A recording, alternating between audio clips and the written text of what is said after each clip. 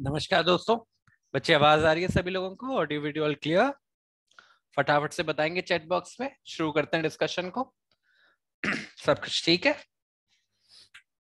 चलो ठीक है। तो अपनी लास्ट क्लास में मैंने आपको रूल 7 तक पढ़ा दिया था। ठीक है, ऑर्डर 7 का रूल 1 से लेकर रूल 7 तक हमने कवर कर लिया था।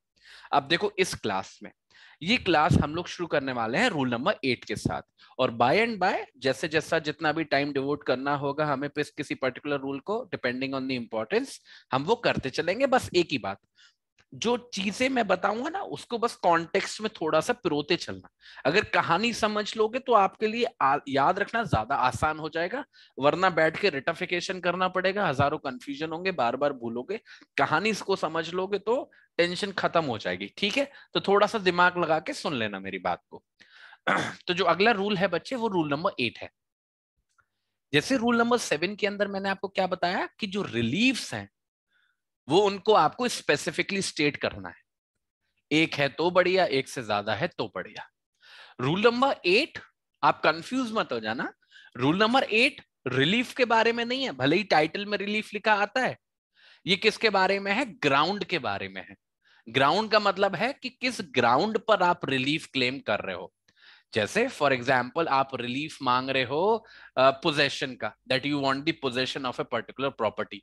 उसका ग्राउंड क्या होगा? What would be the reason for that? The ground ये होगा कि आप उस प्रॉपर्टी के मालिक हो, and that is the reason कि आप उसको मांग रहे हो। That is the ground. ठीक है, तो something like cause of action, आप कुछ ऐसा समझ सकते हो। ठीक है, पर ग्राउंड कंपैरेटिवली एक ब्रॉडर टर्म होता है। तो अगर कोई भी प्लेंटिफ है जो रिलीफ को क्लेम कर रहा है, एक है चाहे एक से ज्यादा है, और वो जो रिलीफ है वो सेपरेट ग्राउंड्स पे डिपेंड करते हैं, मतलब वो जो रिलीफ है, वो जो कॉज ऑफ एक्शन है, उसके आधार अलग अलग है।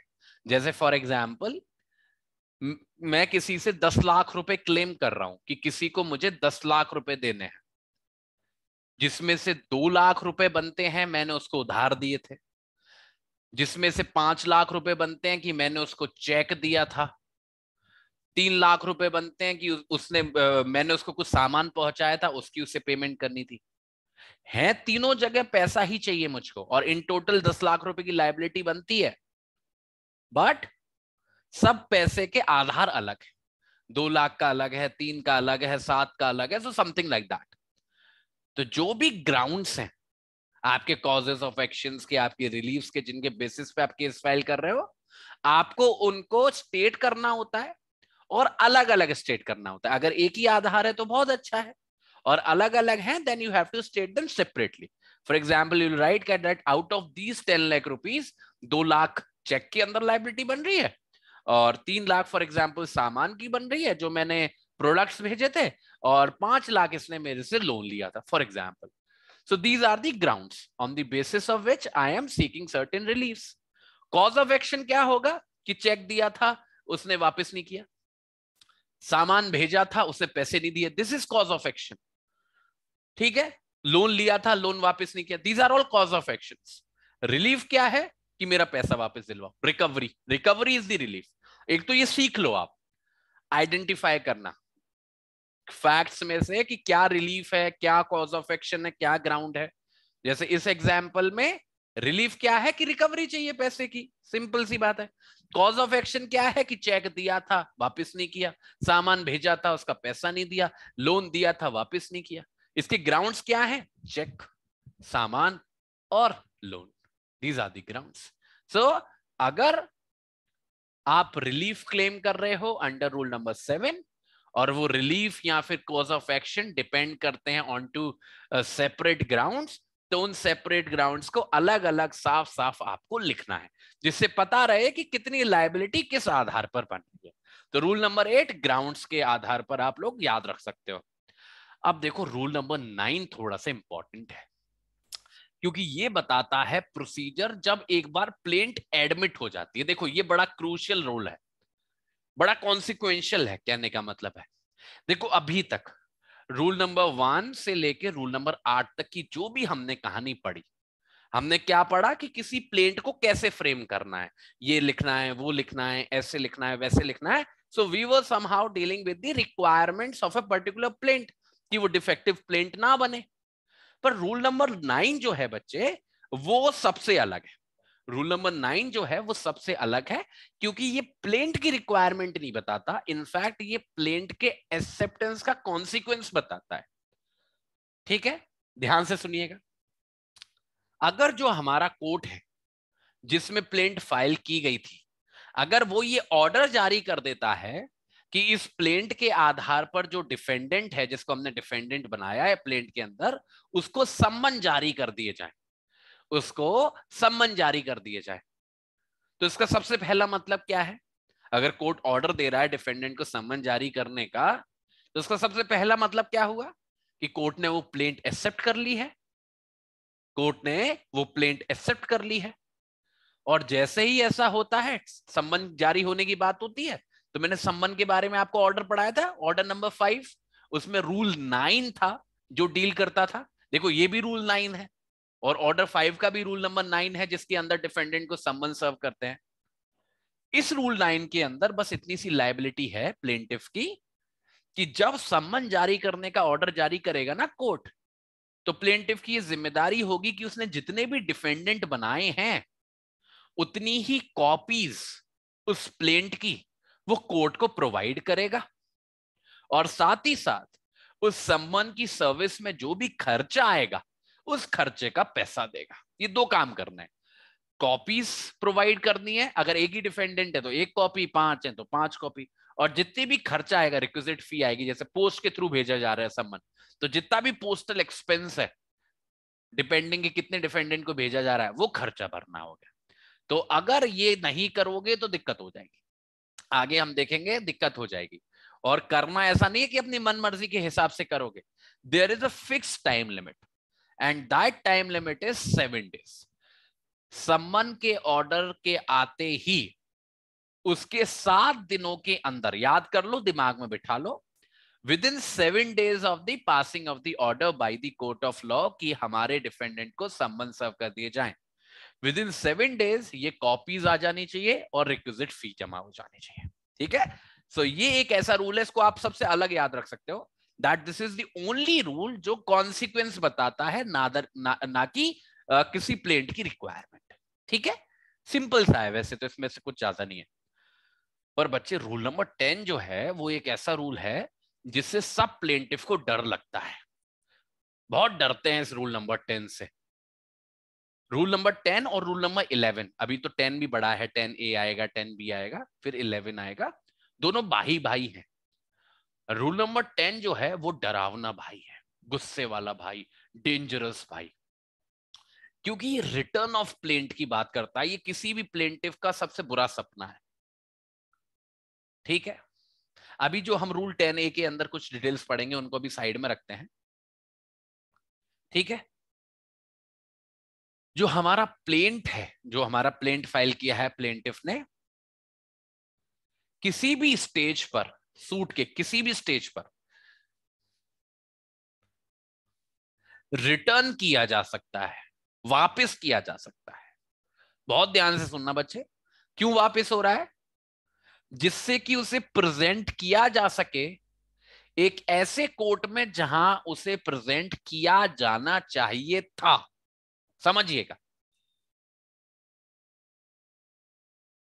प्लेंट फाइल किया था हमने, रूल नंबर 1 के अंदर एक पैरा हमने डाला था जिसमें हम कोर्ट का जुरिस्डिक्शन बता रहे थे, टेरिटोरियल पेकुनरी सब्जेक्ट मैटर।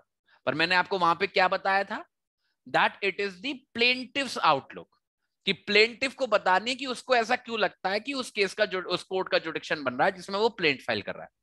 वो कोई फाइनल ऑर्डर तो था नहीं, फाइनल फैसला तो कोर्ट ऑफ लॉ को लेना था। मानो कोई प्लेंट फाइल हुआ, कोर्ट ने जब उस जुडिक्शन के पैरा पे देखा और बाकी की सर्कमस्टांसेस पे देखा, तो कोर्ट ने पाया कि ये कोर्ट सही कोर्ट नहीं है, मतलब मैं एक सही कोर्ट नहीं हूं जिसपे ये प्लेंट फाइल होना चाहिए था, किसी और कोर्ट पे जाना चाहिए था ये प्लेंट, ऐसा लग रहा है उसको। हो सकता है टेरिटोरियल के आधार पर लग रहा हो, पेकुनियरी के आधार पर लग रहा हो, या सब्जेक्ट मैटर के आधार पर लग रहा हो।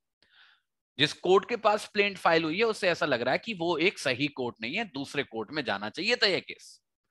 तो ऐसी परिस्थिति में ये जिम्मेदारी है बच्चे, देखो शैल लिखा हुआ है, कोर्ट चाह के भी ऐसा केस नहीं चला सकता। अगर उसकी जुडिक्शन नहीं बन रही और वो इस कंक्लूजन पे पहुंचा है, वो चाह के भी उसके बारे में केस नहीं चला सकता। वो जो पूरी एंटायर प्रोसीडिंग होगी जो कंडक्ट करेगा वो बेकार होगी। It is his own responsibility उन जज साहब की कि वो उसको वापस ही वापस करेंगे, वापस ही वापस करेंगे। ठीक है। और इतना ही नहीं, ये तो बात हो गई ओरिजिनल कोर्ट की, कि ओरिजिनल कोर्ट भाई जिसमें प्लेंट फाइल किया गया था वो ऐसे नतीजे पे पहुंचा कि इसको जुडिक्शन नहीं बनता है, तो उसने प्लेंट फाइल कर दी। पर ऐसा भी हो सकता है कि वो जो ओरिजिनल कोर्ट है वो शायद डिसाइड नहीं कर पाया उस सब जुडिक्शन वाले क्वेश्चन को सही से। असल में जुडिक्शन नहीं बन रही थी पर उसको लगा कि बन रही है और उसने केस का फैसला सुना दिया। और इसके बारे में जब अपील फाइल की गई, जब रिवीजन फाइल की गई, तब कोर्ट को, उस अपीलेट कोर्ट को या उस रिविजनिस्ट कोर्ट को ऐसा लगा कि गड़बड़ हो गई ही है, गलती हो गई है। जिस कोर्ट ने सुनवाई की है उस कोर्ट का जुडिक्शन नहीं बनता था।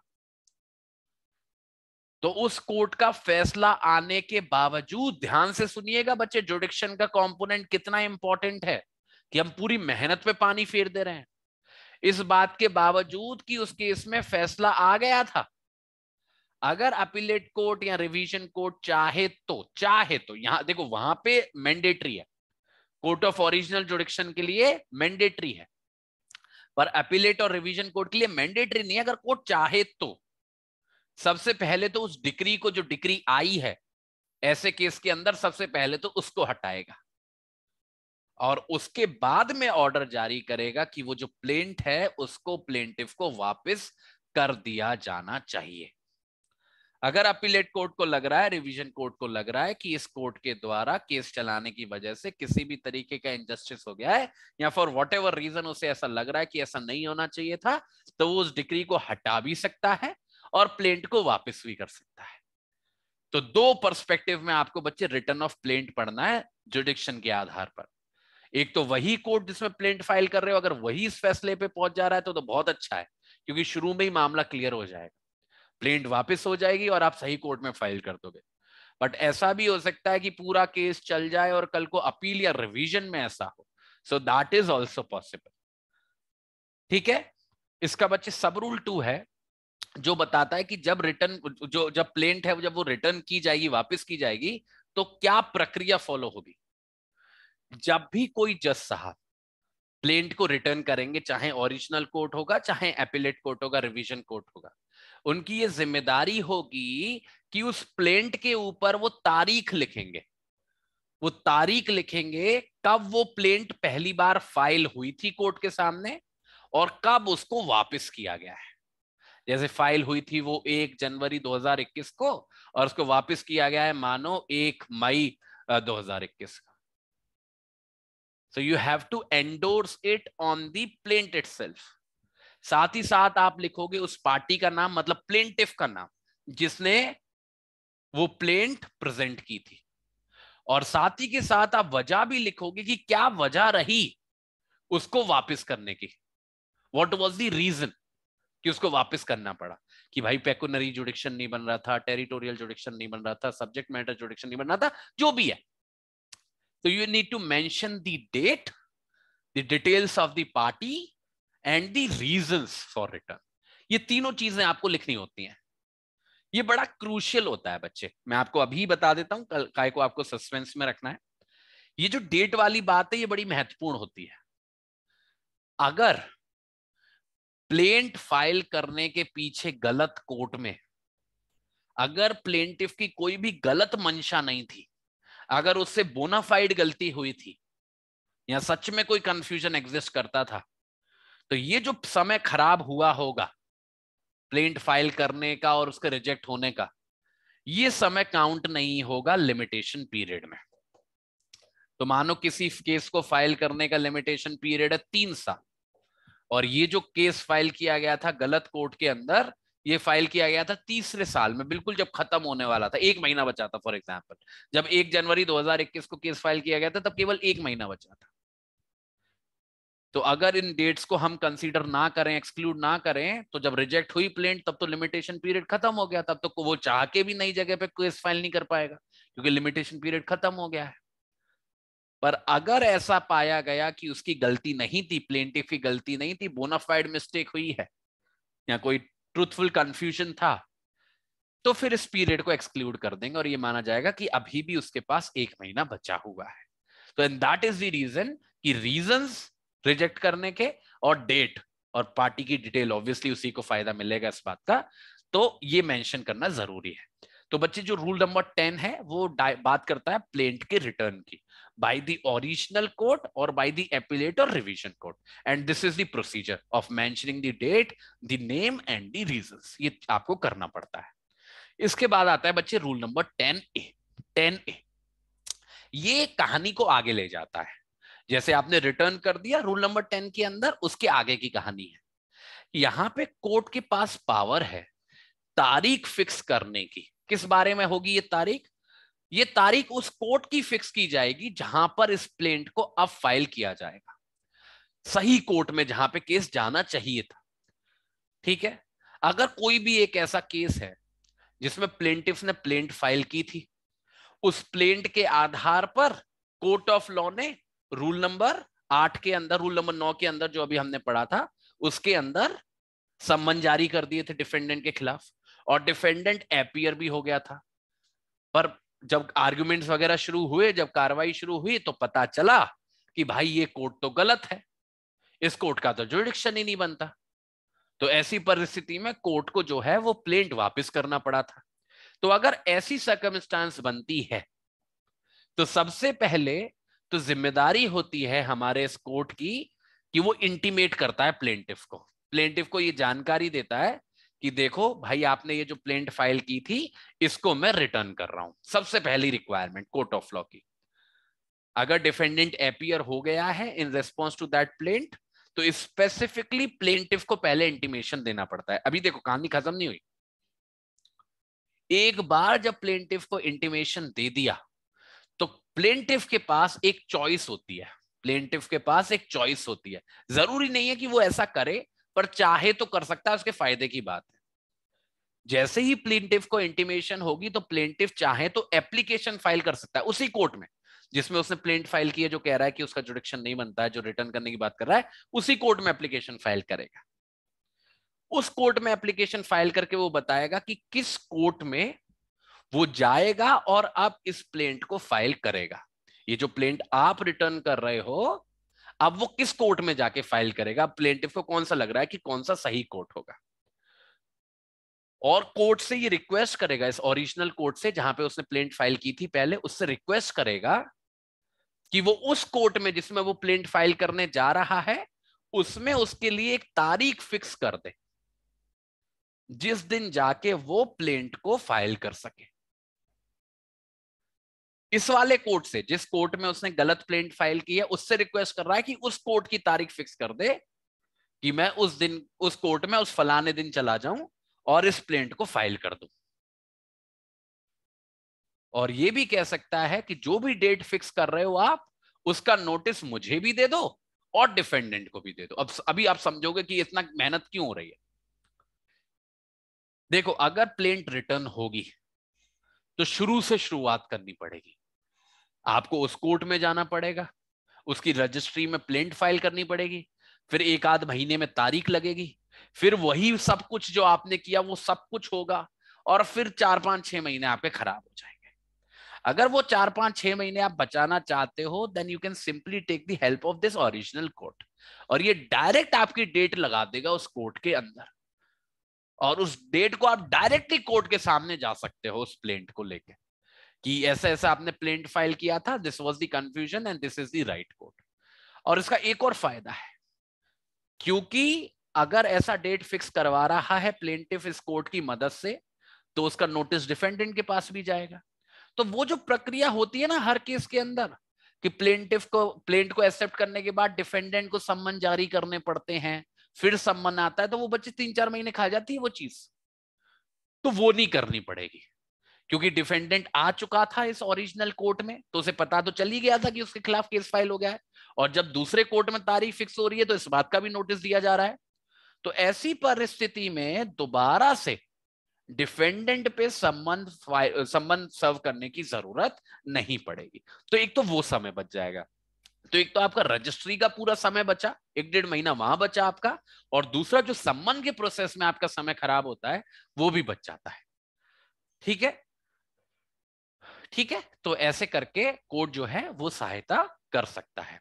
कोर्ट अगर ऐसी एप्लीकेशन आई है तो डेट को फिक्स कर देगा उस पर्टिकुलर कोर्ट में जहां पे भी प्लेंट को फाइल किया जाना चाहिए था, जहां पे भी प्लेंटिफ चाहता है अब प्लेंट को फाइल करना, और इसके बारे में नोटिस दे देगा प्लेंटिफ को भी डिफेंडेंट को भी। और जैसे मैंने बताया कि अगर एक बार नोटिस हो गया है तो डिफेंडेंट को दोबारा से सम्मन पास करने की जरूरत नहीं है उस नए कोर्ट के द्वारा, क्योंकि उसके पास ओरिजिनली इंटीमेशन पहुंच चुका है, ऑलरेडी उसको जानकारी हो चुकी है। ठीक है, तो दोबारा से वो काम करने की आपको जरूरत नहीं है। और आखिरी में, अगर ये जो एप्लीकेशन है ये अलाउड होती है तो वो एक एक इंपॉर्टेंट बात है। देखो देखो बच्चे, एक बहुत अच्छी बात बता रहा हूं। जब भी कोई कोर्ट, मानो ओरिजिनल जुडिक्शन का कोर्ट है जिसमें प्लेंट फाइल की है, अगर कोर्ट वो फैसला ले रहा है, सॉरी, रूल 10 के अंदर, कि मेरे को इस प्लेंट को रिटर्न करना है, तो ये जो रिटर्न करने का फैसला है उस ओरिजिनल कोर्ट का, इसके रेस्पॉन्स में प्लेंटिफ के दो ऑप्शंस हैं। या तो वो ये एप्लीकेशन फाइल कर ले, मतलब ये स्वीकार कर ले कि उसकी प्लेंट रिटर्न हो रही है, और ऐसे करके उसकी सहायता ले ले कोर्ट की कि भाई मेरा डेट वेट फिक्स कर दो। या फिर उसके पास एक और चॉइस है, वो चाहे तो इस ऑर्डर के खिलाफ अपील भी फाइल कर सकता है।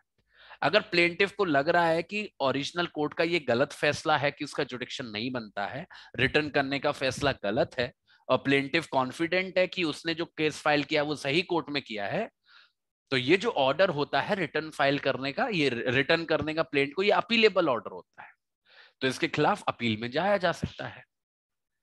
तो ये दो ऑप्शंस होते हैं किसी भी प्लेंटिफ के पास in response to the order की रिटर्न हो रही है plaint.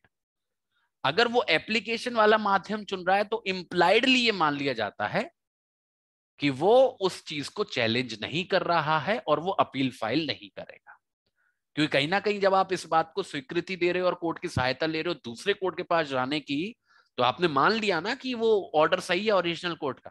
That is the reason कि ये जो सब रूल 5 है, रूल 10A का, ये कहता है कि एक बार अगर प्लेंटिफ ने एप्लीकेशन फाइल कर दी और कोर्ट की सहायता मांग ली डेट वगैरह फिक्स कराने के बारे में, फिर वो उसके बाद अपील फाइल नहीं कर सकता, because that would be the implied acceptance of the order. ठीक है, ये रूल हमारा 10A है। फिर आता है बच्चे रूल 10B। रूल 10B कुछ भी नहीं है, एग्जैक्टली सेम रूल है जैसे रूल नंबर 10A है। ठीक है, इसमें बस फर्क इतना सा है कि एपिलेट कोर्ट को पावर दी रखी है।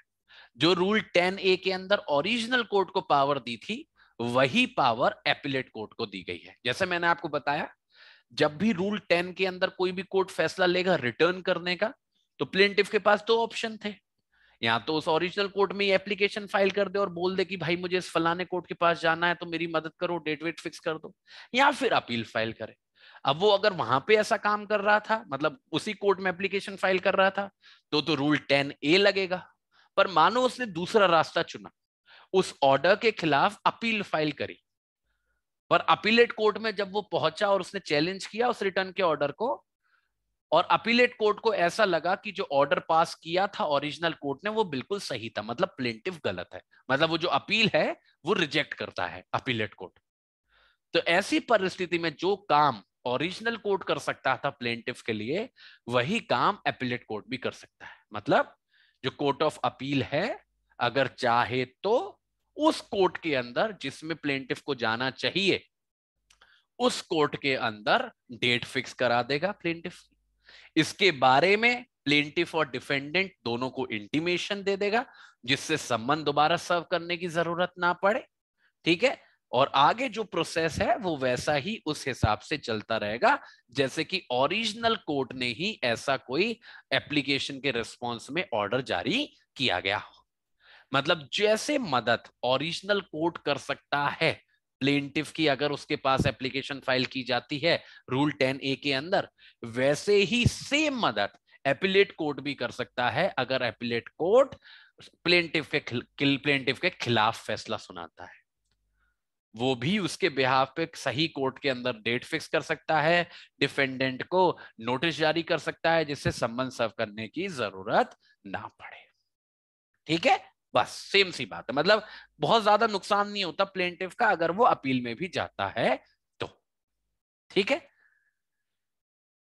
सिंपल सी बात है। और एक बार जब डायरेक्शन दे दी कोर्ट ने सब रूल 1 के अंदर, तो उस डायरेक्शन का कोई भी प्रेजुडिस नहीं होगा पार्टीज के राइट्स पर, जहां तक उनका अधिकार है उस कोर्ट के जुरिस्डिक्शन को क्वेश्चन करने का जिसमें प्लेंट फाइल हुई है। अब मानो फॉर एग्जाम्पल एपिलेट कोर्ट ने किसी फलाने कोर्ट में डेट फिक्स कर दी कि आपका केस है भाई इस कोर्ट में जाना चाहिए।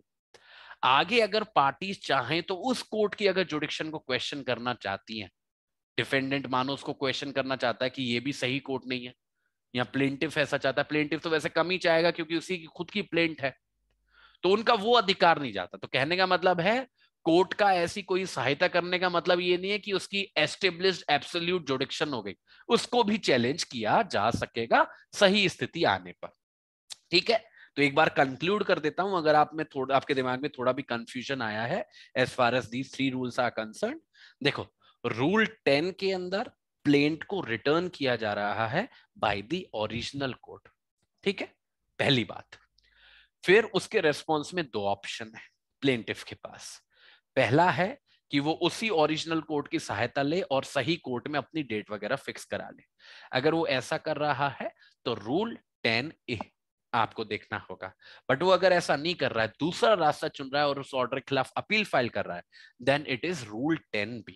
अगर अपील के दौरान अपीलेट कोर्ट इस नतीजे पे पहुंचता है कि ओरिजिनल कोर्ट सही था, उसका सही में जुडिक्शन नहीं बनता था, तो फिर वही काम जो 10A के अंदर ओरिजिनल कोर्ट करता है प्लेंटिफ लिए, वही काम एपिलेट कोर्ट करता है, डेट फिक्स करता है, डिफेंडेंट को नोटिस देता है। पर जिसमें भी कोर्ट में जाता है जो आपका केस जो जिसमें भी ट्रांसफर किया जाता है by the appellate court, that does not become the absolute court, उसके भी जुडिक्शन को चैलेंज किया जा सकता है अगर ऐसा कोई ग्राउंड बनता है तो। बस इतनी सी बात है। ठीक है, so these are the combination जो आपको याद रखना है, 10, 10A और 10B। ठीक है, अब बच्चे 1 सेकंड का आप लोग सभी लोग ब्रेक ले लो अपने दिमाग के अंदर, क्योंकि अगला जो रूल है बहुत इंपॉर्टेंट है और इस पे क्वेश्चन आने के पूरे चांसेस बनते हैं, पूरे के पूरे चांसेस बनते हैं। ठीक है, रूल 7 के बाद जो तगड़ा रूल है वो है हमारा रूल नंबर 11। और रूल नंबर 11 जो है वो बच्चे बात करता है रिजेक्शन की। किसकी? रिजेक्शन की, रिजेक्शन ऑफ प्लेंट। अब इस बात को समझना, पहले तो कंफ्यूज मत होना। हम लोग रूल 9 के अंदर उसको प्लेंट को एक्सेप्ट कर रहे थे। कैसे एक्सेप्ट कर रहे थे? डिफेंडेंट के खिलाफ सम्मन जारी करके। रूल 10 और 10A और 10B के अंदर हम क्या कर रहे थे? प्लेंट को रिटर्न कर रहे थे। माइंड द टर्म, रिटर्न, वापस कर रहे थे, वापस कर रहे थे, वापस। It was not a decision, वो हम सिंपली वापस कर रहे थे क्योंकि कुछ टेक्निकलिटी थी। रूल 11 के अंदर बच्चे माइंड इट, हम रिजेक्ट कर रहे हैं। रिजेक्ट और रिटर्न, इन दोनों में बहुत बड़ा फर्क होता है। ठीक है, रिटर्न करना उस केस पर फैसला नहीं होता, वो केवल किसी टेक्निकलिटी की वजह से, जुडिक्शन की वजह से, किसी भी वजह से रिटर्न होता है। रिजेक्शन एक धब्बा है प्लेंट के ऊपर। पर यह भी ऐसा नहीं है कि मेरिट्स के ही बेसिस पे होगा, पर रिजेक्शन कंपैरेटिवली रिटर्न से बहुत सीरियस कॉन्सिक्वेंसेस लेके आता है। और रिजेक्शन के जो ग्राउंड्स हैं वो कंपैरेटिवली ज्यादा ब्रॉड होते हैं। जैसे रिटर्न के तो लिमिटेड है, टेक्निकलिटीज है, जुडिक्शन वगैरह की बात है, पर प्लेंट जो रिजेक्ट हो सकती है इसका सीधा संबंध है रूल 1 से।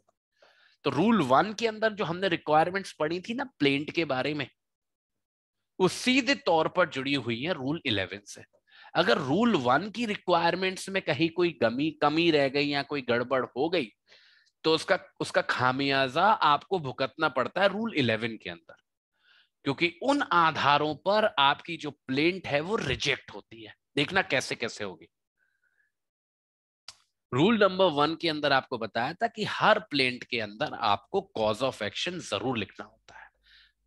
कॉज ऑफ एक्शन लिखना ही होता है। दैट व्हाट इज दी, मैंने बताया था ना, रीजन एंड राइट, क्या वजह है और कैसे अधिकार आया, ये आपको लिखना ही लिखना होता है।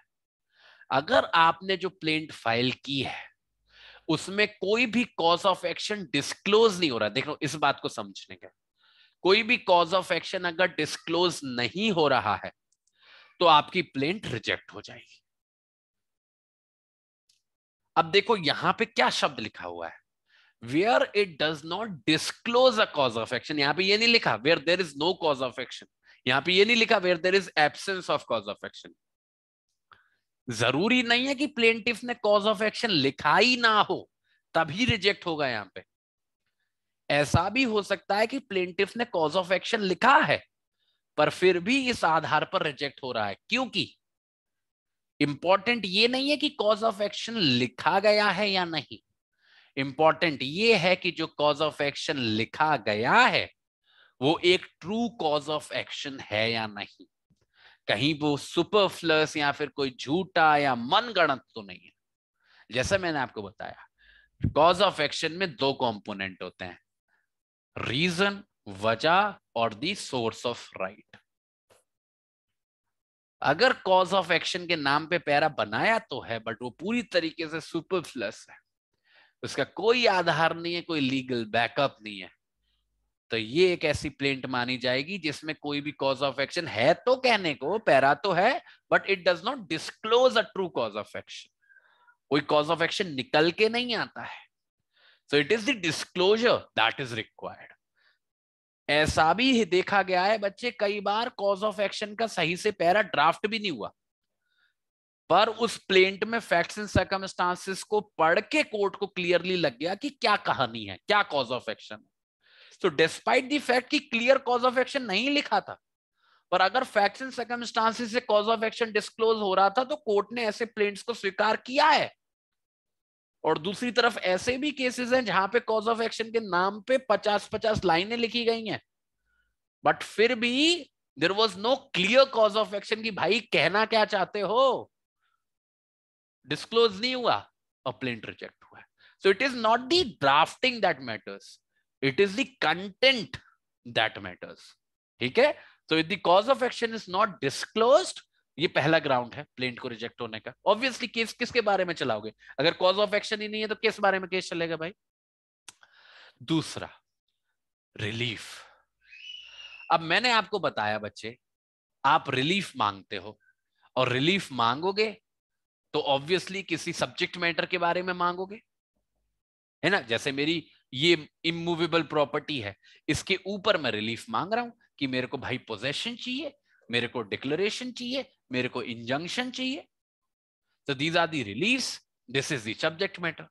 मैंने आपको क्या बताया, क्या बताया मैंने कि ये जो दोनों चीजें हैं, रिलीफ हो गया, सब्जेक्ट मैटर हो गया, ये दो चीजों के लिए बड़ी क्रूशियल होती है।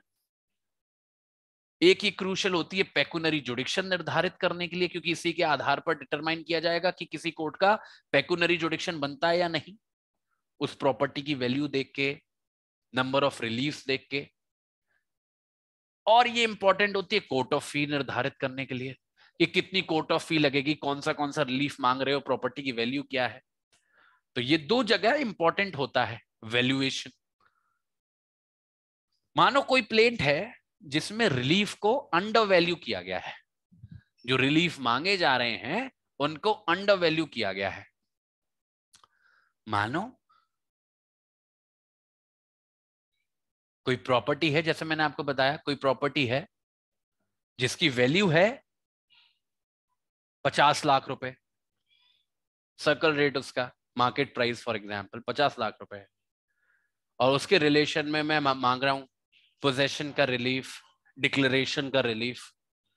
और मैंने उसको अंडर वैल्यू कर दिया अपने सूट को, जिससे मुझे कम देनी पड़े कोर्ट फी और किसी पर्टिकुलर कोर्ट की जुडिक्शन में आ जाए। हो सकता है मैं चाहता हूं कि इसी के कोर्ट में जाए, ज्यादा सीनियर कोर्ट में ना जाए, फॉर वॉट एवर रीजन, मेरा कुछ भी लॉजिक रहा हो, मैंने अपने सूट को अंडर वैल्यू किया है, कहने का मतलब यह है। और कोर्ट ने जब प्लेंट को पढ़ा तो उसने पहचान लिया कि यहाँ पे अंडर वैल्यू किया गया है। तो यहाँ पे आपको एक मौका दिया जाएगा, कोर्ट आपको एक मौका देगा कि आप अपने सूट की वैल्यूएशन को सही कर लो। एक समय निर्धारित करेगा, 10 दिन, 15 दिन, महीना, जो भी है, या अगली डेट तक, कि भाई अपने सूट की वैल्यूएशन को आप ठीक कर लो। कोर्ट को पता तो चल ही जाता है, देखो आप मार्केट रेट से नीचे करोगे, सर्कल रेट से नीचे करोगे, तो चीजें समझ में आ जाती हैं। तो आपको मौका देगा। अगर आपने उस समय के अंदर जितने का आपको मौका दिया गया है, अगर उसमें भी आपने अपनी सूट का वैल्यूएशन सही नहीं किया, तब आपका प्लेंट रिजेक्ट होगा। पहली बार में नहीं हो जाएगा, not only because of the under valuation. Under valuation के बाद आपको मौका मिलेगा, उसके बाद रिजेक्ट होगा अगर आप नहीं करते हो तो। तीसरा भी जुड़ा हुआ है बी से, पर दोनों में फर्क समझिए। यहां पे जो रिलीफ मांगे जा रहे हैं, जो वैल्यूएशन की गई है मतलब सूट की, वो तो सही की गई है, उसमें बदमाशी नहीं की गई। मतलब 50 लाख का घर था तो उसको 50 लाख का ही बताया गया है प्लेन के अंदर, जो रिलीफ मांगे गए हैं उसी हिसाब से उनका वैल्यूएशन किया गया है, कोई परेशानी नहीं है। पर जो कोर्ट फी दी गई है, मतलब जो स्टैम्प पेपर लगाए हैं, वो इनसफिशिएंट है। मतलब कंसिडरिंग की ये जो आप रिलीफ मांग रहे हो, डिक्लेरेशन का, पोजेशन का, इंजेक्शन का, तो उसके लिए लगभग लगभग, फॉर एग्जाम्पल मोटर ले लो, 10,000 रुपए की कोर्ट फी आपको करनी चाहिए थी फाइल, और आपने कोर्ट फी फाइल की है 6,000 रुपए की। कोर्ट फी फाइल करने का बच्चे क्या तरीका होता है, स्टैंप, आप वो खरीदते हो, कोर्ट फी का वो आता है, वो खरीदते हो, या फिर जो भी रिक्वायरमेंट्स है उनको पूरा करते हो। तो यहाँ पे वैल्यूएशन सही है, बट जो आपने कोर्ट फी पे की है या जो स्टैम्प पेपर्स लगाए हैं, they are of lesser value. तो यहां पर भी आपको एक मौका मिलेगा, आपको बताया जाएगा कि इनसफिशियंसी है आपके सूट के अंदर, वैल्यूएशन सही है बट इनसफिशियंसी है, आप उसको पूरा करें निर्धारित समय के अंदर। अगर कर देते हो तो वॉल एंड गुड, और अगर नहीं करते हो तो रिजेक्ट हो जाएगा। ठीक है, तो कॉज ऑफ एक्शन का ना होना रिजेक्ट, डिस्क्लोज ना होना reject, cause of action disclose नहीं हो रहा, रिजेक्ट हो जाएगा। अंडर वैल्यूएशन करना मौका देने के बाद रिजेक्ट, प्रॉपर वैल्यूएशन करना पर इनसफिशिएंट कोर्ट फी करना मौका देने के बाद reject. So these are the most common grounds जब आप देखोगे कोर्ट ऑफ लॉ के अंदर कि कोई भी प्लेंट रिजेक्ट होती है। फिर जो चौथी है बच्चे, चौथा बड़ा ब्रॉड है। अगर कोर्ट जिसमें प्लेंट फाइल किया गया है, अगर उसको किसी भी वजह से लगता है कि वो जो केस है जो फाइल किया जा रहा है इस प्लेंट के जरिए, वो बार्ड बाई लॉ है, किसी भी कानून के द्वारा बार्ड है, किसी भी कानून के द्वारा बार्ड है। अब आप थोड़ा सा दिमाग गवाओ तो हम सीपीसी के अंदर ही कुछ पढ़े हैं ऐसे ग्राउंड्स जिसमें बार्ड हो जाता है कोई सूट, जैसे रेस जुडिकाटा,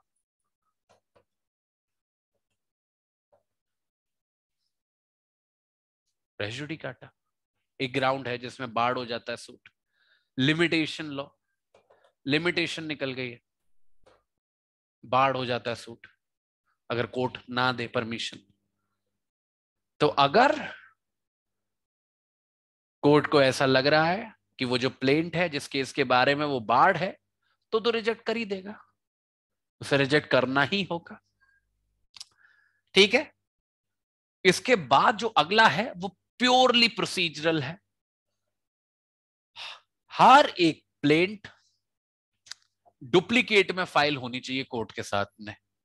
डुप्लीकेट के मतलब आप प्लेंट की एक कॉपी देते हो साथ में, फिर जब समन सर्व होते हैं तब तो देने ही पड़ते हैं जितने भी डिफेंडेंट हो। फाइलिंग की बात कर रहा हूं, एक जाती है ओरिजिनल, एक जाती है duplicate. There are always 2 copies that are filed जब आप प्लेंट फाइल करते हो। तो अगर आपने ओरिजिनली फाइल करी है, डुप्लीकेट ही फाइल नहीं करी, दिस इज एब्सोल्यूट ग्राउंड, आपकी रिजेक्ट हो जाएगी, रिजेक्ट हो जाएगी। ठीक है, या फिर इसी से जुड़ा हुआ, ई से ही जुड़ा हुआ एफ है, आखिरी ग्राउंड रिजेक्शन का, कि भाई प्लेंट एक्सेप्ट हो गया था, डिफेंडेंट पे सम्मन भेजे जाने थे, और रूल 9 के अंदर जैसा मैंने आपको पढ़ाया था कि उतनी कॉपी देनी पड़ती है और पैसा देना पड़ता है जितना पैसा खर्च होगा उन सबको सर्विस करने के लिए। 7 दिन का ही समय होता है बस, और मानो ऐसा नहीं किया गया तो प्लेंट रिजेक्ट हो जाएगी, प्लेंट रिजेक्ट हो जाएगी। तो एक बार फटाफट से रिवाइज करा देता हूं बच्चे, व्हाट आर दी ग्राउंड्स किसी भी प्लेंट के रिजेक्ट होने के? कॉज ऑफ एक्शन की डिस्क्लोज ना होना, सूट का अंडर वैल्यू होना, सूट का वैल्यू प्रॉपरली होना पर इनसफिशिएंटली स्टाम्प होना, दोनों में फर्क समझेंगे, सूट का बार्ड होना, डुप्लीकेट में फाइल ना होना, और रूल 9 मतलब संबंध में डुप्लीकेट्स देने वाली बात और पैसा देने वाली बात की रिक्वायरमेंट का पूरा ना होना। खासकर दो सिचुएशन देखो, बाकी के सारे ग्राउंड से एब्सोल्यूट थे, दो सिचुएशन ऐसी थी जहां पर कोर्ट एक मौका देता था, एक वो अंडर वैल्यूएशन वाला था, एक वो इनसफिशियंसी ऑफ स्टैंप वाला था। यहां पर एक और पावर है कोर्ट के पास कि कोर्ट जब मौका देता है तो समय निर्धारित करता है ना कि इतने समय के अंदर आपको ये कमी को पूरा करना है। कोर्ट के पास पावर है कि जरूरत पड़ने पर उस समय को वो और आगे बढ़ा सकता है। मतलब मानो पहली बार में समय दिया था कि आपको 15 दिन के अंदर प्रॉपर वैल्यूएशन करना है, या 15 दिन के अंदर इनसफिशिएंट स्टैम्प पेपर्स देने, मानो 15 दिन निकल गए, नहीं किया गया ऐसा, तो वैसे तो रिजेक्ट होना चाहिए। पर मानो पार्टी हाथ पैर जोड़ रही है कोर्ट में आके कि अरे गलती हो गई, हम बीमार हो गए, ये हो गया, वो हो गया, हमको थोड़ा और टाइम दे दो, तो कोर्ट समय बढ़ा तो सकता है दोबारा, पर वो ऐसा तभी करेगा जब जो वजह होगी उस कंप्लायंस के ना होने की वो एक्सेप्शनल नेचर की होगी। मतलब there has to be something exceptional. ऐसा नहीं है कि हर केस में टाइम बढ़ाई जा रहे हैं, बढ़ाई जा रहे हैं, बार बार हाथ जोड़ ले रहा है कोई, फिर से बढ़ाए जा रहे हैं, फिर से बढ़ाए जा रहे हैं। So there has to be a exceptional cause जिसकी वजह से उस निर्धारित समय के अंदर वो काम नहीं हो पाया, और ऐसे एक्सेप्शनल नेचर की सिचुएशन में ही दोबारा टाइम को बढ़ाया जाएगा, वरना नहीं बढ़ाया जाएगा। और एक्सेप्शनल कॉज भी होना चाहिए, और कोर्ट को ऐसा भी लगना चाहिए कि अगर समय नहीं बढ़ाया गया तो प्लेंटिफ के साथ इनजस्टिस हो जाएगा। दोनों चीजें होनी चाहिए, एक्सेप्शनल नेचर भी होना चाहिए उस कंप्लायंस के ना होने की वजह का, और इनजस्टिस भी होना चाहिए प्लेंटिफ के साथ अगर उसको एक्सटेंड नहीं किया गया। ये ऐसा इसलिए किया गया है क्योंकि बच्चे कोर्ट ना बार बार टाइम बढ़ाता ही रहता था, बढ़ाता ही रहता था, बढ़ाता ही रहता था, पहले से इतनी पेंडेंसी है और सरदर्द। ठीक है, दैट इज द रीजन कि भाई एक बार टाइम दे दो, पूरा नहीं हो रहा है तो उसके बाद तभी बढ़ेगा अगर कोई एक्सेप्शनल सिचुएशन होगी, वरना नहीं पड़ेगा। ठीक है बच्चे, this is rule number 11। This is considered to be one of the most important rules of the entire order, सबसे इंपॉर्टेंट रूल्स में से एक माना जाता है। अब एक सवाल आप सभी लोगों के दिमाग में उठ रहा होगा कि सर चलो रिटर्न में तो हम लोग समझ गए कि प्लेंट रिटर्न हो रही है तो हम दूसरे कोर्ट में जा रहे हैं, वहां फाइल कर रहे हैं, तो हमारा कुछ ज्यादा नुकसान नहीं हुआ, थोड़ा समय में खराब हुआ होगा, उससे ज्यादा क्या। पर कई लोग बच्चे आप लोग सोच रहे होंगे कि ये जो रिजेक्शन है, ये जो रिजेक्ट हो रही है प्लेंट, इसका क्या कॉन्सिक्वेंस है, इसको समझेंगे। देखो बच्चे, रिजेक्शन बुरी चीज क्यों है, खराब चीज क्यों है प्लेंटिफ के लिए? दो वजह से है। पहली वजह यह है क्योंकि रिजेक्शन के आप जो भी ग्राउंड्स मैंने आपको पढ़ाए, they are all the reasons जहां पे प्लेंटिफ डिफॉल्ट पे होता है। तो यहाँ पे बोनाफाइड मिस्टेक की तो कहानी बनती नहीं है। जैसे रिटर्न में बोनाफाइड मिस्टेक हो सकती है कि प्लेंटिफ को किसी भी वजह से लगा कि इस कोर्ट का जुडिक्शन नहीं बनता, क्योंकि पर वो लॉ का ज्ञाता तो है नहीं, गलती हो सकती है उससे। तो अगर बोनाफाइड मिस्टेक होती थी तो लिमिटेशन पीरियड में वो समय काउंट नहीं करते थे जितना समय बर्बाद हुआ। पर रिजेक्शन की परिस्थिति में आप देख रहे हो सारे ग्राउंड्स जो भी हमने पढ़े, they are all such ground जहां पे प्लेंटिफ बदमाशी दे रहा है, उसकी खुद की गलती है और किसी की गलती नहीं है। तो पहली बात तो यहाँ पे ये जो समय बर्बाद हुआ भी होगा, अगर प्लेंट रिजेक्ट होने के बाद आप दोबारा फाइल भी करोगे तो वो जो समय बर्बाद हुआ है मोस्ट लाइकली वो आपके लिमिटेशन पीरियड में काउंट होगा। तो अगर इतनी समय बर्बादी में अगर आपका लिमिटेशन पीरियड समाप्त हो गया तो आप डूब जाओगे, कोई आपकी मदद नहीं कर पाएगा। So this is the first problematic consequence जिस वजह से प्लेंट के रिजेक्शन से सब लोग डरते हैं। दूसरी बात, कुछ ग्राउंड्स पे जैसे जब बार्ड वाई लॉ वाला जो ग्राउंड है फॉर एग्जांपल, अगर उनमें से किसी ग्राउंड पे रिजेक्शन होता है तो वो ऑर्डर बहुत मुश्किल कर देता है उसी प्लेंट के आधार पर नया केस फाइल करने का। क्योंकि देखो, आपका सूट अंडर वैल्यूड है, आपका चलो प्लेंट रिजेक्ट भी हो गया, आप नया प्लेंट फाइल कर दोगे, उसको प्रॉपरली वैल्यू कर लोगे तो कोर्ट एक्सेप्ट कर लेगा, इतनी बड़ी परेशानी नहीं है। फॉर एग्जाम्पल, आप सही से कॉज ऑफ एक्शन डिस्क्लोज नहीं कर पाए, पर अगर आप अच्छे से ड्राफ्ट करोगे दोबारा हो सकता है कि आप कॉज ऑफ एक्शन डिस्क्लोज कर पाओ, पर वो बार्ड बाय लॉ वाली एक ऐसी परिस्थिति है, उसको आप चाह के भी नहीं हटा सकते, because it is a legal ground, it is not in your power to do anything about it. So if your plaint is rejected on the ground कि आप जो रिलीफ क्लेम कर रहे हो that is barred by law, that is the 99% decision of your case. आप उससे आगे बढ़ नहीं पाओगे, क्योंकि जब भी आप जाओगे आप दिखाओगे तो कि आपका प्लेंट रिजेक्ट हुआ था, क्योंकि वो रिकॉर्ड का पार्ट है और वहां पे कोई भी कोर्ट देख लेगा that this was the reason. हाँ, ये हो सकता है कि आप अपील में जाओ या कोई दूसरा कोर्ट है दूसरा ओपिनियन ले ले, but it is going to be very hard for you to move forward. Return के साथ ऐसा नहीं होता है. रिटर्न में कोई ऐसी परेशानी नहीं है, कोई धब्बा नहीं है, रिटर्न हो गया, गलती हो गई थी भाई, नया सही कोर्ट में फाइल कर दिया, हो गया काम खत्म. बट रिजेक्शन में दिक्कतें आ सकती हैं. इट डिपेंड्स कि कौन से आधार पर हो रहा है, क्या फैक्ट्स हैं, क्या सर्कमस्टांसेस हैं, it depends. But again comparatively ज्यादा लॉस में रहता है प्लेंटिफ जब उसका प्लेंट रिजेक्ट होता है रूल 11 के अंदर. इसलिए कोई भी प्लेंटिफ नहीं चाहता कि उसका प्लेंट कभी रिजेक्ट हो. ठीक है, so this is the logic. इसके बाद देखो रूल नंबर 12 ये बताता है, रूल नंबर 11 से ही जुड़ा हुआ है, ये प्रोसीजर बताता है. जब प्लेंट रिजेक्ट होता है ना उसके बारे में प्रोसीजर बताता है.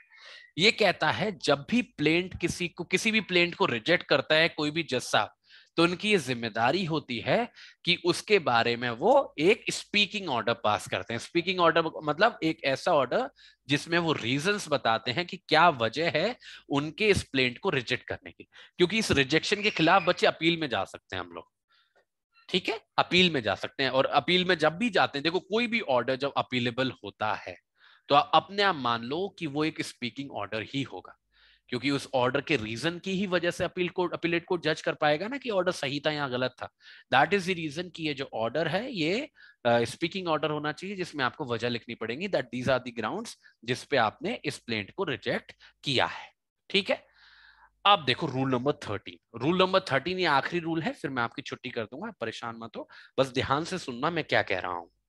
ये जो रूल नंबर 13 है ये कहता है कहां पर रिजेक्शन होने की वजह से उस केस के फ्रेश फाइल करने पर फर्क नहीं पड़ेगा. बड़ा इंपॉर्टेंट रूल है. जब भी कोई प्लेंट रिजेक्ट होता है किसी भी आधार पर, जो हमने अभी रूल 11 के अंदर पढ़े, किसी भी आधार पर, केवल इस वजह से कि वो प्लेंट रिजेक्ट हो गई है उसकी वजह से कोई भी वादा नहीं आएगी उसी केस के बारे में नया प्लेंट फाइल करने के लिए. मतलब वही बात जो मैं बता रहा था, आप प्रॉपरली वैल्यू कर लो दोबारा फाइल कर दो, आप कॉज ऑफ एक्शन डिस्क्लोज कर लो दोबारा फाइल कर दो, जो भी और भी कमी थी दोबारा फाइल कर दो. तो आम परिस्थिति में रिजेक्शन का मतलब ये नहीं है कि आपका केस खत्म हो गया. जैसे आप रिटर्न में दोबारा केस फाइल कर सकते थे वैसे ही आप रिजेक्शन में भी कर सकते हो, पर एक वही वाली परेशानी रहती है, एक तो आपका लिमिटेशन पीरियड वाली, क्योंकि यहाँ पे रिलीफ नहीं मिल पाता है ज्यादातर. ऐसा नहीं है कि नहीं मिलेगा एब्सोल्युटली, बट 90% नहीं मिलता है. रिटर्न में 90% मिल जाता है. एक तो वो परेशानी रहती है. पर यहाँ पर एक वो वाला रीजन जहां पर लॉ लीगल ग्राउंड की वजह से रिजेक्ट होती है. जब जब लीगल ग्राउंड की वजह से रिजेक्ट होती है कि बाढ़ है किसी भी वजह से, रेस जुडिकाटा की वजह से, लिमिटेशन की वजह से, तो वो कहीं ना कहीं एक तरीके का फैसला ही हो जाता है. मतलब प्रैक्टिकल बात बता रहा हूं मैं आपको. प्रैक्टिकली अगर जब किसी की प्लेंट रिजेक्ट हो जाती है ऑन द ग्राउंड की वो रेस जुडिकाटा अप्लाई हो रहा है उस पर, तो कहीं ना कहीं उसकी कहानी खत्म हो गई. बड़ा मुश्किल होगा उसके लिए आगे किसी कोर्ट को सेटिस्फाई करना कि रेस जुडिकाटा अप्लाई नहीं हो रहा है. ठीक है, so that is a practical thing. Legal की बात करूं तो रूल 13 बस सिंपली सी ये बात कहता है कि प्लेंट के रिजेक्ट होने का मतलब ये नहीं है कि उसके बारे में नया केस फाइल नहीं किया जा सकेगा.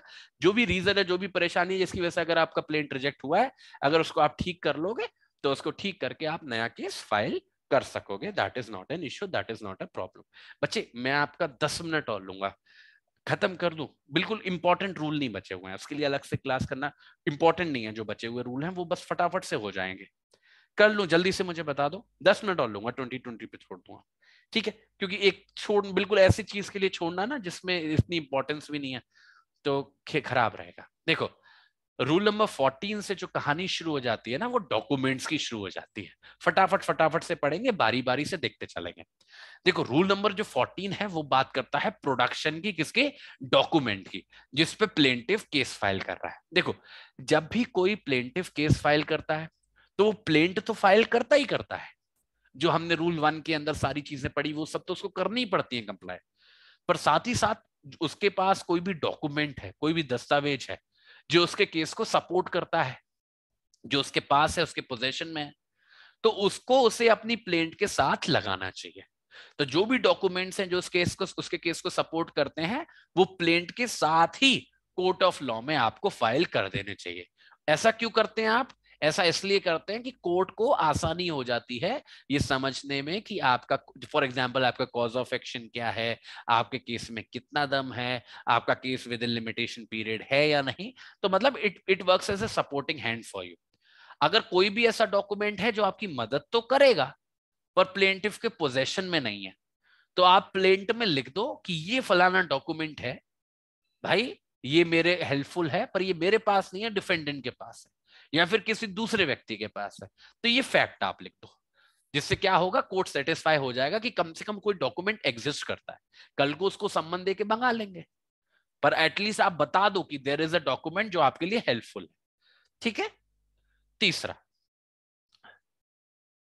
अगर कोई भी ऐसा डॉक्यूमेंट है जिसको प्लेंटिफ को फाइल करना चाहिए था प्लेंट के साथ ही, और मतलब उसके रिकॉर्ड के साथ ही उसको लगाना चाहिए था, और उसने ऐसा नहीं किया, डिस्पाइट द फैक्ट कि वो डॉक्यूमेंट उसके पास था, वो चाहता तो उसको लगा सकता था, पर फिर भी नहीं लगाया उसने, तो इसकी उसे सजा मिलेगी। सजा क्या है? कल को वो चाह के भी, ध्यान से सुनना बच्चे, कल को वो चाह के भी उस डॉक्यूमेंट को कोर्ट के सामने पेश नहीं कर पाएगा, और करेगा भी तो कोर्ट उसको स्वीकार नहीं करेगा।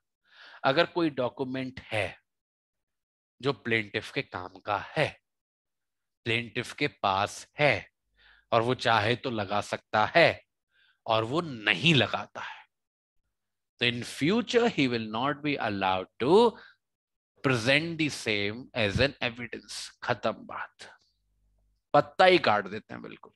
सिविल केस में बच्चे कोर्ट का रुख बड़ा सीरियस रहता है, पर इसका मतलब ये नहीं है कि ये डॉक्यूमेंट को एविडेंस के तौर पर तो रिसीव नहीं करेगा कोर्ट ऑफ लॉ। पर अगर कोई प्लेंटिफ है जिस डॉक्यूमेंट को उसको पेश करना चाहिए था और उसने नहीं किया, अगर उस डॉक्यूमेंट को वो क्रॉस एग्जामिनेशन के लिए इस्तेमाल करना चाहता है, मानो वो किसी विटनेस का क्रॉस एग्जामिनेशन कर रहा है, उस डॉक्यूमेंट पे रिलाय करना चाह रहा है, या फिर किसी विटनेस को दिखा रहा है टू रिफ्रेश हिज मेमोरी, ये सब पढ़ा है ना हमने इंडियन एविडेंस एक्ट के अंदर, कि अगर किसी भी डॉक्यूमेंट के आधार पर आप किसी विटनेस को क्रॉस एग्जामिन करते हो, इन दैट सिनेरियो विटनेस का ये राइट होता है कि वो उस डॉक्यूमेंट को देख के अपनी मेमोरी को रिफ्रेश कर सकता है। तो इन कामों के लिए उस डॉक्यूमेंट को यूज किया जा सकेगा, मतलब मोर और लेस विटनेसेस के एग्जामिनेशन के लिए यूज किया जा सकेगा, but it would not be accepted as an evidence. मतलब उस डॉक्यूमेंट को आधार बनाकर कोर्ट फैसला नहीं सुनाएगा, चाहे वो कितना भी इंपॉर्टेंट हो। तो अगर कोई डॉक्यूमेंट है भाई साहब, तो प्लेंट के साथ लगा दो।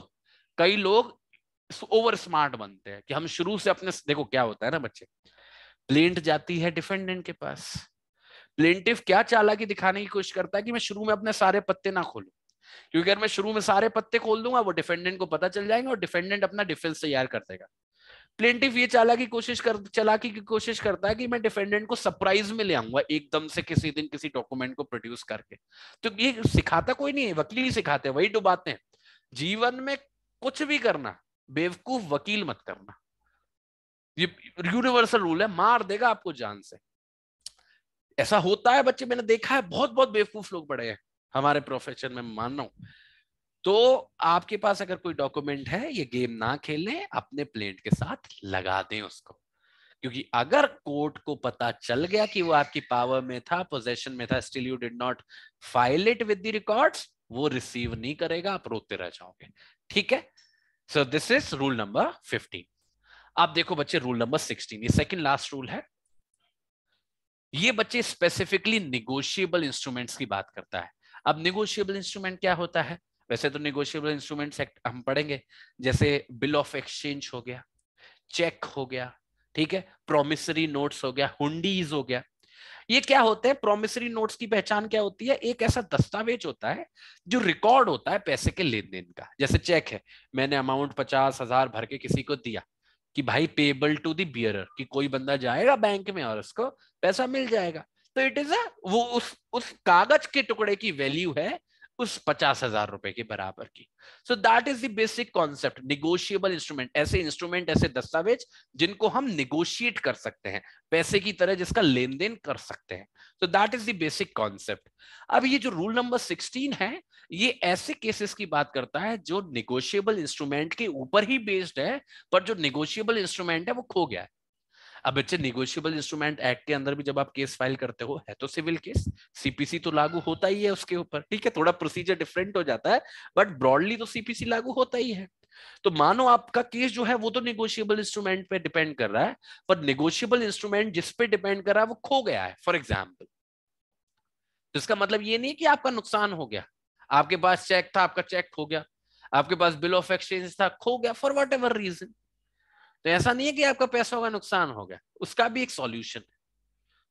अगर किसी सूट में जो निगोशिएबल इंस्ट्रूमेंट पे डिपेंड करता है, अगर ये प्रूव कर देती है पार्टी, ये तो साबित करना पड़ेगा कि वो खो गया, ऐसा नहीं छुपा के बैठे, पहले तो ये साबित करना पड़ेगा खो गया है, कहां पे खोया, ये हुआ वो हुआ। अगर वो साबित कर देता है जो भी प्लेंटिफ है कि भाई वो जो नेगोशिएबल इंस्ट्रूमेंट है वो खो गया है, और वो ये गारंटी देने को तैयार है कोर्ट के सेटिस्फेक्शन के कि अगर उस इंस्ट्रूमेंट पे किसी और व्यक्ति का भी हक बन रहा होगा और कल को कोई सामने आया, उसका जो भी क्लेम होगा उसको मैं सेटिस्फाई करूंगा। क्योंकि बच्चे देखो क्या होता है ना, निगोशिएबल इंस्ट्रूमेंट निगोशिएबल होते हैं, तो वो एक बंदे से दूसरे बंदे पे, दूसरे बंदे से तीसरे बंदे पे ट्रांसफर हो सकते हैं। और जब भी वो एक बंदे से दूसरे बंदे पे, दूसरे बंदे से तीसरे बंदे पे ट्रांसफर होते हैं, obviously they work as the consideration. तो अगर वो निगोशिएबल इंस्ट्रूमेंट जो खुद प्रूफ होता है कि किसका कितना हक है उस निगोशिएबल इंस्ट्रूमेंट के ऊपर, अगर वही खो गया है तो बड़ा मुश्किल हो जाता है ना आइडेंटिफाई करना। मानो बिल ऑफ एक्सचेंज है, किसी ने उसके ऊपर एंडोर्समेंट कर रखा हो कि मेरे 5,000 रुपए बनते हैं, अब वो तो खो गया, हमें कैसे पता चलेगा। तो अगर कोई व्यक्ति है जो ये क्लेम रह रहा है कि उसका हक बन रहा है किसी निगोशिएबल इंस्ट्रूमेंट के ऊपर जो खो चुका है, अगर वो साबित कर देता है वो खो चुका है, ये वो निगोशिएबल इंस्ट्रूमेंट खो गया है, और साथ के साथ ये गारंटी भी देता है कि कल को अगर कोई दूसरा व्यक्ति उसके ऊपर क्लेम करेगा तो वो उसको सेटिस्फाई करेगा, अगर ये दो बातें कर देता है कोई भी व्यक्ति, तो इस बात के बावजूद कि वो निगोशिएबल इंस्ट्रूमेंट खो गया है, अगर कोर्ट चाहे तो उस निगोशिएबल इंस्ट्रूमेंट के आधार पर डिक्री पास कर सकता है और कोर्ट को रिलीफ दे सकता है। ठीक है, डिस्पाइट द फैक्ट कि वो खो गया, कोर्ट ये मान के चलेगा जैसे कि निगोशिएबल इंस्ट्रूमेंट रिकॉर्ड के ऊपर है। फॉर एग्जाम्पल, मैंने मानो केस फाइल किया, मैंने केस फाइल किया किसी बिल ऑफ एक्सचेंज के आधार पर, और मेरा क्लेम है उस बिल ऑफ एक्सचेंज के अंदर मेरे 20,000 रुपए बनते हैं फॉर एग्जाम्पल, और वो जो बिल ऑफ एक्सचेंज है जिसके बेसिस पे मैं क्लेम कर रहा हूं वो खो गया है, और मैंने ये साबित कर दिया कि मानो मेरे पर्स में था और वो पर्स मेरा खो गया था, मैंने उस पर एफआईआर भी लिखवा दी, सब कुछ हो गया, मतलब मैंने प्रूव कर दिया that I lost that bill of exchange, और मैं ये गारंटी को देने को तैयार हूं कि कल को मैं कोई भी होगा तो मैं इंडेमनीफाई करूंगा, और कोर्ट सेटिस्फाइड है। तो despite the fact that I do not have that negotiable instrument with me, तो मैं रूल 15 के हिसाब से उसे लगा नहीं सकता ना अपने प्लेंट के साथ, क्योंकि मेरे पास है ही नहीं, और उसी पे मेरा केस बेस्ड है, वैसे तो मुझे लगाना चाहिए। तो despite the fact that I don't have it, court मेरे को रिलीफ दे सकता है। अगर मैं ये दो बात, कोर्ट दे सकता है, इट इज नॉट नेसेसरी कि वो देगा, ये निर्भर करता है कि मैं उसको साबित कर पाऊं कि कभी ऐसा नेगोशिएबल इंस्ट्रूमेंट एग्जिस्ट करता था, कोर्ट सेटिस्फाइड होना चाहिए मेरी बातों से, तभी वो रिलीफ देगा। पर इंपॉर्टेंट बात यह है कि in the absence of the negotiable instrument itself court ऐसा कर सकता है, तो ये कोर्ट को ये पावर देता है, कोर्ट के हाथ बंधे हुए नहीं है कि भाई नेगोशिएबल इंस्ट्रूमेंट ही नहीं है तो मैं कैसे दूं रिलीफ, दे सकता है। This is rule number 16, specific है नेगोशिएबल इंस्ट्रूमेंट के बारे में, ज्यादा इंपॉर्टेंट नहीं है पर याद रख लो। और आखिरी रूल, रूल नंबर 17, ये बात करता है शॉप बुक के बारे में। शॉप बुक बच्चे कुछ भी नहीं होता, जैसे अकाउंट्स बुक होते हैं ना, जैसे आप कोई भी बिजनेस करोगे या आपके पेरेंट्स अगर कोई भी बिजनेस करते हैं तो खाता, खाता बुक, या आपने कभी सुना होगा एप्लीकेशन भी आ गई अब तो कोई भी बिजनेस होता है, कोई भी चीज होती है, that there is a record that is mentioned, लेन देन के बारे में, राइट। और कभी भी कुछ घपलाबाजी होती है उसके बारे में, तो वो ही एक प्रूफ की तरह काम करता है दैट दिस वाज द लेन देन, ये बनता था, ये इतना निकलता था, तो उसी के बारे में है बच्चे ये रूल नंबर 17। ठीक है, ये भी रूल नंबर 15 से ही जुड़ा हुआ है, क्योंकि रूल नंबर 15 में बोला है ना कि अगर आप केस फाइल कर रहे हो और वो किसी डॉक्यूमेंट पे आधारित है जो आपकी हेल्प करेगा तो उसको साथ में लगाओ। राइट, तो उसी से ये बात निकल के आ रही है। तो अगर कोई भी डॉक्यूमेंट है जिसके आधार पर प्लेंटिफ केस फाइल कर रहा है, और वो जो डॉक्यूमेंट है जिसके आधार पर केस फाइल कर रहा है वो कोई एंट्री है किसी शॉप बुक के अंदर, किसी खाता बुक के अंदर कोई एंट्री है कि ये एंट्री नंबर 17 के अंदर मैंने किस फलाने व्यक्ति को इतना माल दिया था और उसे इतने पैसे देने थे, ठीक है, और वो जो बुक है जिसके अंदर वो एंट्री है वो प्लेंटिफ के ही पास है जो केस फाइल कर रहा है, तो ऐसी परिस्थिति में प्लेंटिफ की जिम्मेदारी होती है कि उस बुक को, उस अकाउंट को जिसके भी अंदर वो एंट्री है, प्लेंट को फाइल करते वक्त वो उसको भी पेश करे। अब वो किताब अगर बड़ी है, पूरी की पूरी ले जाओगे, कैसे ले जाओगे, तब तक काम कैसे चलेगा? तो जो भी वो रिलेवेंट पेज है या जो भी वो रिलेवेंट एंट्री है जिसके ऊपर आप डिपेंड कर रहे हो, उसकी आप एक कॉपी निकालो और उस कॉपी को प्लेंट के साथ लगा दो। पूरी की पूरी डायरी देने की जरूरत नहीं, इतनी बड़ी बड़ी खाता बुक होती थी बच्चे पहले, तो पूरे को पूरे मत ले जाओ, उस पर्टिकुलर एंट्री जिस पे आप रिलाय कर रहे हो उसका एक कॉपी निकालो और कोर्ट को सबमिट कर दो। आप सोचोगे सर कॉपी पे भरोसा कर लेगा कोर्ट? नहीं करेगा। कल को जब केस चलेगा तो मंगा लेगा खाता बुक को, मैच कर लेगा, देख लेगा। पर अभी केस की शुरुआत, मतलब हम अभी कुछ नहीं कर रहे। रूल नंबर 16 के अंदर जो नेगोशिएबल इंस्ट्रूमेंट के बारे में था और रूल नंबर 17 के अंदर हम कुछ नहीं कर रहे हैं बच्चे, रूल नंबर 15 को कंप्लाई कर रहे हैं। क्योंकि रूल नंबर 15 क्या कह रहा था कि प्लेंटिफ की यह जिम्मेदारी होती है कि वो प्लेंट के साथ हर उस दस्तावेज को लगाए जिसपे वो निर्भर करता है और जिससे उसकी पावर ऑफ पोजेशन में, तो इसी की कंप्लाई करते हैं। यहाँ पे तो खो ही गया है, यहाँ पे है पर वो बल्कि है तो उसकी कॉपी लगा रहे हैं, दैट इज द रीजन। इन सबसे कंफ्यूज मत होना। बैंक बुक्स एविडेंस एक्ट ये एक ऐसा कानून है जो ऐसे ही दस्तावेजों के बारे में डील करता है, आप यहां से पढ़ो, इतना काफी है, ठीक है। तो एक बार रिवाइज करा देता हूं आपको रूल 15, 16, 17। रूल नंबर जो हमारा 15 है बच्चे, वो क्या कहता है कि डॉक्यूमेंट को प्रोड्यूस करना है प्लेंटिफ को जिनके आधार पर वो केस फाइल कर रहा है, ठीक है। रूल नंबर 16 किसके बारे में? नेगोशिएबल इंस्ट्रूमेंट्स के बारे में जिनके बेसिस पे केस फाइल किया जा रहा है और जो खो गए हैं। और रूल नंबर 17 किसके बारे में है? प्रोडक्शन ऑफ शॉप बुक के बारे में, उसकी एंट्री का कॉपी निकालो जो रिलेवेंट है और उसको लगा दो प्लेंट के साथ, that would be sufficient compliance, ठीक है। तो बच्चे इसी के साथ हमारा बहुत important order, that is order number 7 जो प्लेंट के बारे में था, वो इसी के साथ खत्म होता है। आप लोग रिवाइज जरूर करिएगा इस ऑर्डर को, और जब भी रिवाइज करिएगा तो rule number 1, rule number 7, rule number 9, rule number 10, 10A, 10B, rule number 11, rule number 12 बहुत ध्यान से पढ़िएगा, ठीक है। वैसे तो रिवाइज पूरा करिएगा बट जब इन रूल्स को पढ़े तो ज्यादा ज्यादा दिमाग लगाइएगा, ठीक है, क्योंकि क्वेश्चन बनेगा तो इन्हीं से बनेगा। अरे एक बार मुझे फाइनली बता दो, are we all clear about rule order number 7? कहीं पे कोई डाउट नहीं है, कोई कंफ्यूजन नहीं है? फटाफट से चैट बॉक्स में बताएंगे बच्चे जस्ट टाइप करके। Are we all good? Perfect, 100%, कहीं कोई डाउट नहीं, कोई कंफ्यूजन नहीं है? एक बार रिवाइज जरूर करना, जरूर करना, 100% उसको पक्का जरूर करना, जैसे मैंने बताया बोल बोल के कान में सुनाई देना चाहिए। थैंक यू सो मच बच्चे इतना पेशेंस रखने के लिए, मेरे साथ बने रहने के लिए। Good night, I will see you tomorrow, bye bye.